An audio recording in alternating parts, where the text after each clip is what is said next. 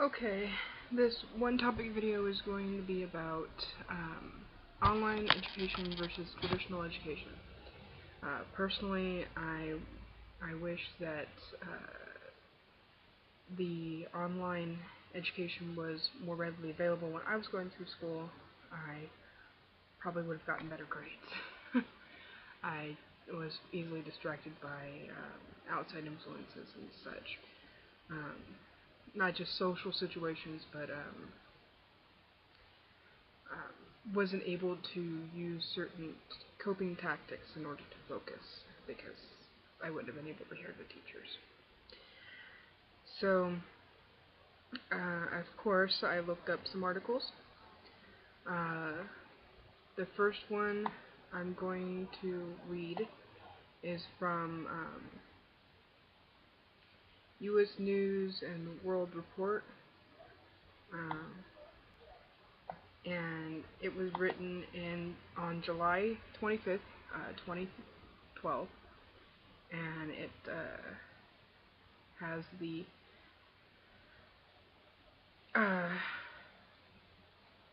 title of Study Online Learning Outcomes Similar to Classroom Results. Universities with shrinking budgets could consider online education to save money. And it's by Ron Little, L-Y-T-L-E. Critics of online learning claim that students are exposed to inferior education when compared to traditional in-class instruction. But a recent study from Ithaca S&R, a strategic consulting and research nonprofit, questions this notion. The report, Interactive Learning Online at Public Universities, Evidence from Randomized Trials, notes that students who utilize interactive online learning or hybrid learning produce equivalent or better results than students participating in face-to-face education. Monitoring 605 college students taking the same introductory statistics course at 6 public universities, including the University of Albany, SUNY Institute of Technology, Ithaca Rome, the University of Maryland, Baltimore County, Towson University, CUNY Birch College, and CUNY City College, during fall of 2011. Researchers split the students into two groups. One group completed the course in a traditional format, while the second group completed an online component complemented with an hour of in-class instruction each week. Students were asked to complete a series of tests before and after the course. The researchers found that hybrid format students did perform slightly better than traditional form students on outcomes including final exam scores and overall course pass rates. The report's authors note that while the students who participated in the hybrid group performed marginally better than the students in the traditional group overall, the differences in learning outcomes are not statistically significant between the two groups. And although the researchers were able to successfully randomize students in both groups based on factors including age, gender, ethnicity, academic background, and family income, they could not control for differences in teacher quality. Students learn more from active discussions than from traditional lectures, and they need instructors who can engage them in the material, notes Diane Johnson, Assistant Director of Faculty Services at the Center for Online Learning at Florida's St. Leo University, who has spent more than 12 years teaching online, traditional, and hybrid courses. Teacher quality is still a very important part of success in any online course, but so too is the course design, Johnson says. Despite the delivery mechanism of the class, faculty members need to show students they care, and that they aren't just a number. The ones that do this will help students to learn. With universities facing shrinking budgets, this report may make the case for higher education professionals to consider plans to implement more courses with an online component, and to train faculty members to lead these interactive learning communities. Online learning holds the promise of broadening access to higher education to more individuals while also lowering costs for students, notes Deanna Markham, Managing Director of Ithaca S&R, in the report's preface. The results of the study are remarkable. They show comparable learning outcomes for the basic statistics course with a promise of cost savings and productivity gains over time. I thought that was kind of cool. Basically what they're saying is that in this study that they did, there was very little difference overall in performance and grades and all that stuff for the students, whether they did a fully traditional class or if they did what they call a hybrid class, which was, more online work and less in class work. One lecture a week and then, all that stuff. And I think it's a great article. I got two more after this. I think it's a great article because it shows that they actually did research into seeing if this is any good.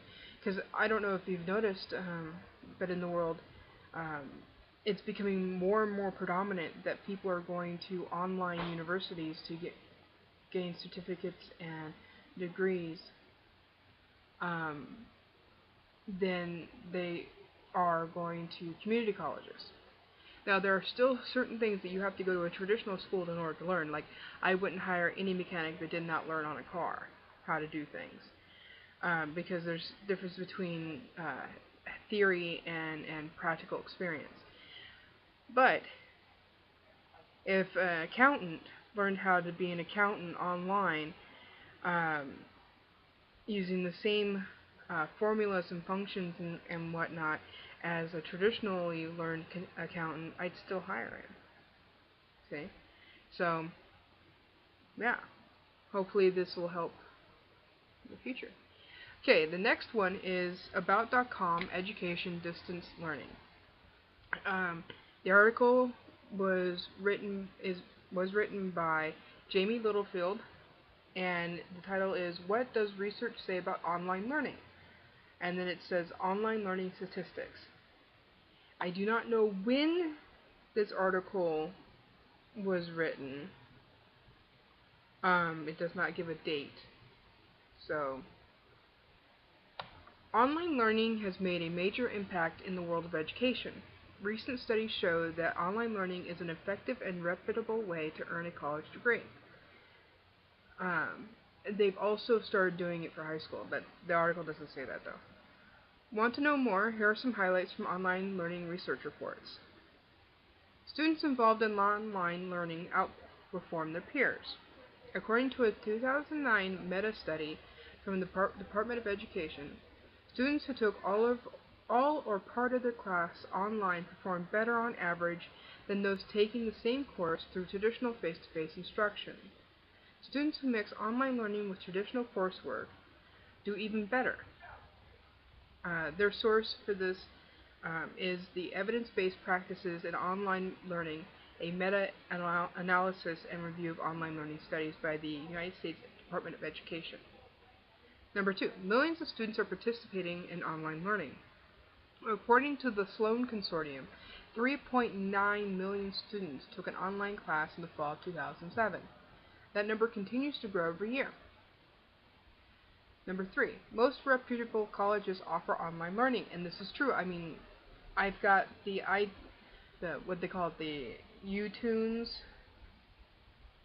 It's a app by Apple that allows you to take the free online courses that some of the universities are offering through your iPad.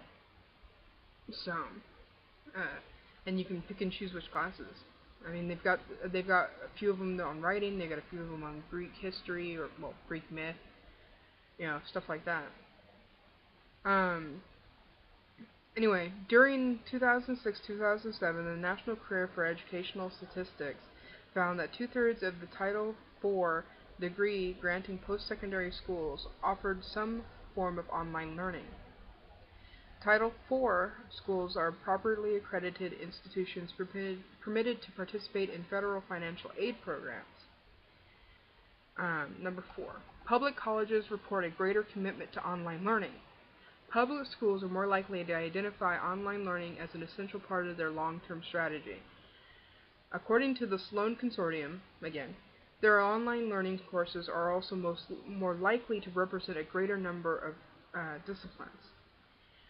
And I know from people that I knew growing up whose siblings ended up homeschooling through the internet for high school and went on to do internet college stuff. It allows you to learn at your own pace, which means that you actually learn what you're being taught and you retain it. It allows you to, if you've got like Asperger's or dyslexic, problems of any kind, it allows you to use your coping mechanisms to help you focus and learn and get through the coursework. Like, my mom thought it was the most bizarre thing, but I was able to understand, retain, most of my homework anyway, retain and complete my homework faster by plugging my headphones to my Walkman or in a portable radio and blasting music. Because most of the time, yeah, I was sort of listening to the music, but it was background noise to help me focus on what was in front of me. I still do that to this day when I want to get some writing done. Now, the third article was written in 2009. Okay. And this one was written by Steve Lower, and it says, "Study finds that online education beats the classroom." Okay. And it was written by the New York Times. No, posted by the New York Times, I should say. A recent 93-page report on online education conducted by SRI International for the Department of Education has a starchy academic title, but a most intriguing conclusion. On average, students in online learning conditions perform better than those receiving face-to-face instruction. The report examined the comparative research on online versus traditional classroom teachings from 1996 to 2008. Some of it was K through 12 settings, but most of the comparative studies were done in college and adult continuation education programs of various kinds, from medical training to military. Over the 12-year span, the report found 99 studies in which there were quantitative comparisons of online and classroom performance for the same courses. The analysis for the Department of Education found that, on average, students doing some or all of the course online would rank in the 59th percentile in tested performance compared with the average classroom student scoring in the 50th percentile. That is a modest but statistically meaningful difference. The study's major significance lies in demonstrating that online learning today is not just better than nothing, it actually tends to be better than conventional instruction, said Barbara Means, the study's lead author and an educational psychologist at SRI International. This hardly means that we'll be saying goodbye to classrooms, but the report does suggest that online education could be set to expand sharply over the next few years, as evidence mounts of its value. Until fairly recently, online education amounted to little more than electronic versions of the old line correspondence courses. That has really changed with the arrival of web-based video, instant messaging, and collaboration tools. The real promise of online education, experts say, is providing learning experiences that are more tailored to individual students than is possible in classrooms. That enables more learning by doing, which many students find more engaging and useful. We are at an inflection point in online education, said Philip R. Rieger, the Dean of Arizona State University's Online and Extended Campus Program. The biggest near-term growth, Mr. Rieger predicts, will be in continuing education programs. Today, Arizona State has 5,000 students in its continuing education programs, both through in-person classes and online. In 3 to 5 years, he estimates that the number could triple, with nearly all the growth coming online. But Mr. Rieger also thinks online education will continue to make further inroads in transforming college campuses as well. Universities and many K-12 schools now widely use online learning management systems like Blackboard or the open source Moodle, but that is mostly for posting assignments, reading lists and class schedules, and hosting some web discussion boards. Mr. Rieger sees things evolving fairly rapidly, accelerated by the increasing use of social networking technology. More and more students will help and teach each other, he said, For example, it will be assumed that college students know the basics of calculus, and the classroom time will focus on applying the math to real-world problems, perhaps in exploring the physics of climate change or modeling trends in stock prices, he said. The technology will be used to create learning communities among students in new ways. People are correct when they say online education will take things out of the classroom, but they are wrong, I think, when they assume it will make learning an independent personal activity. Learning has to occur in a community. And I agree. So those are the three articles that I found intriguing. Now, personal experience with online learning. I started taking a management course. I did not finish it for multiple different reasons, mainly due to having to try to find a job. I started taking the course. It was a free course. There's no actual educator. It's basically reading and taking notes yourself of this book. So I started taking this course, and then I started taking it while I was still working, and was taking free hours to free hours that I wasn't working or doing things around the house to do the work, read and take notes.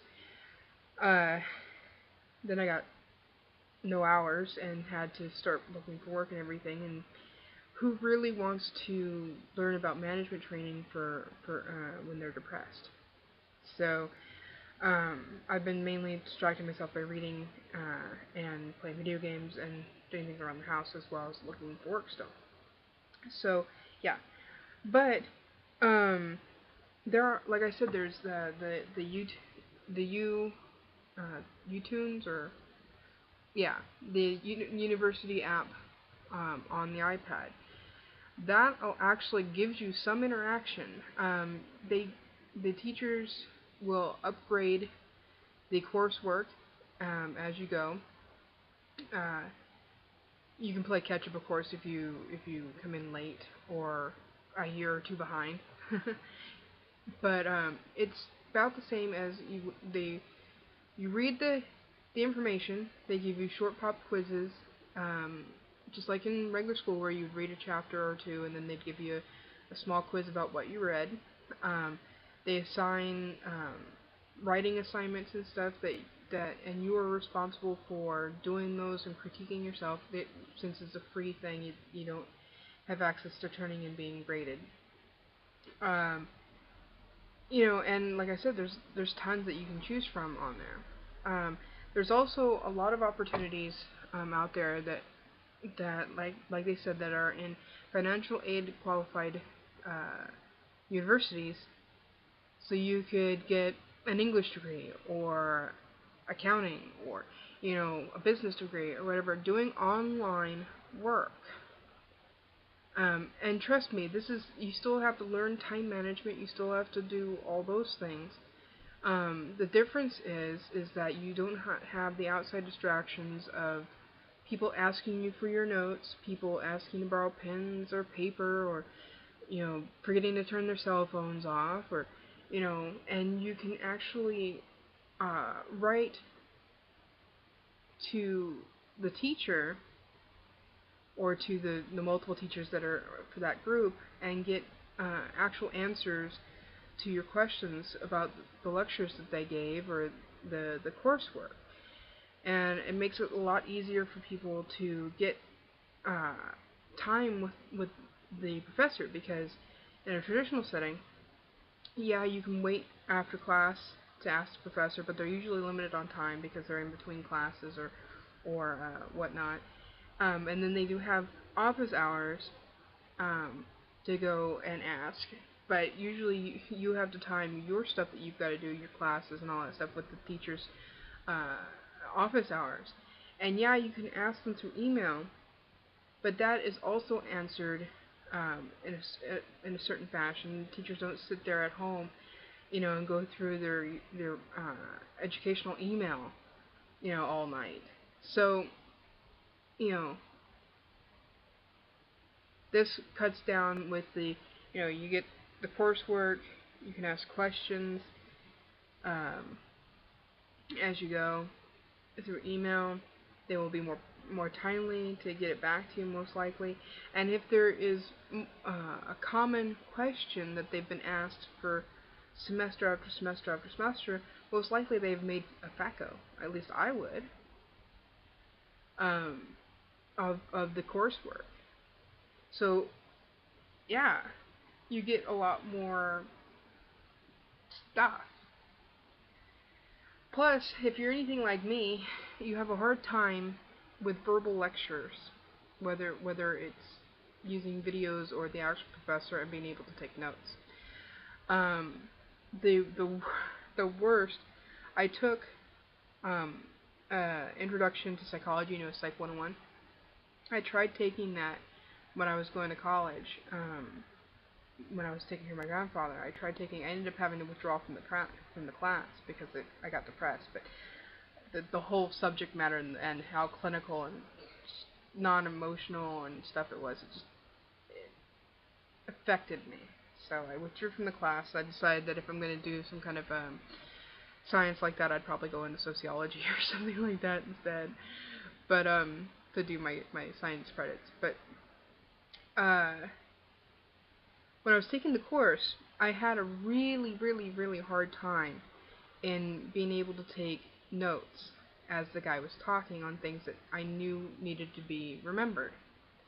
And because he was talking at a certain speed, and what is that? Oh, it's a flag. Sorry, my neighbor has a flag that I looked weird for a second. Anyway, and so I would be trying to take the notes as fast as I can.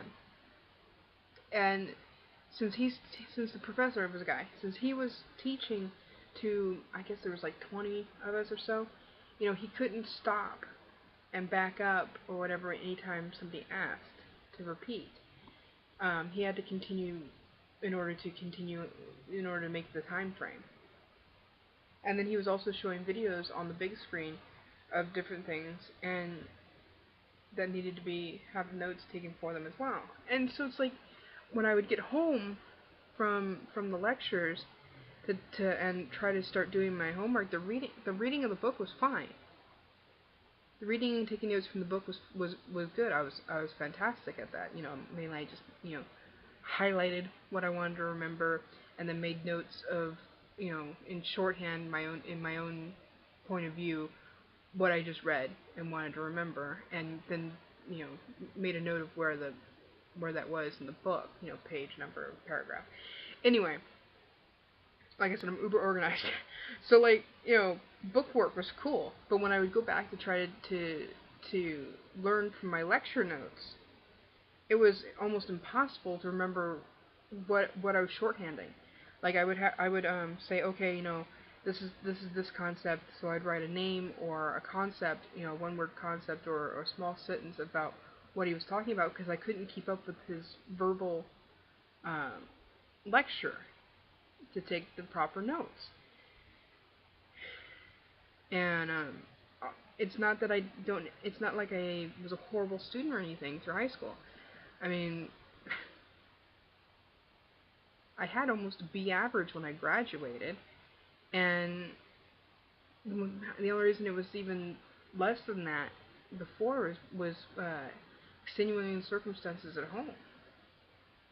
So, yeah.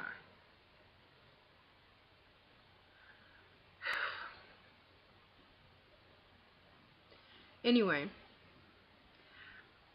it is up to each person and each parent to decide what's best for their child or for themselves in the environment in which they learn.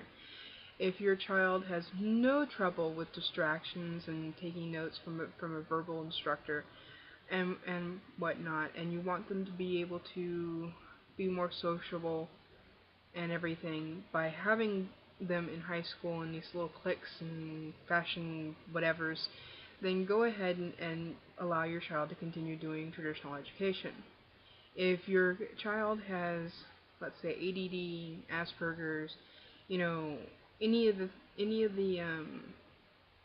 the root causes for harder to learn and succeed, I would recommend putting them in hybrid education or online, or into a specialized school that's able to work with them in a different way than the traditional schooling does so.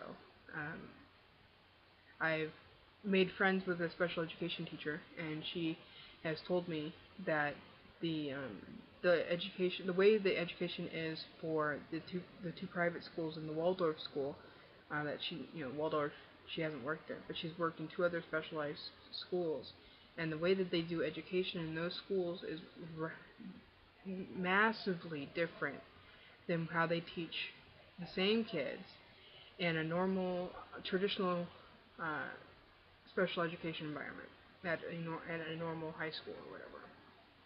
So, really think about it. Now, if online for colleges is a personal preference, it depends on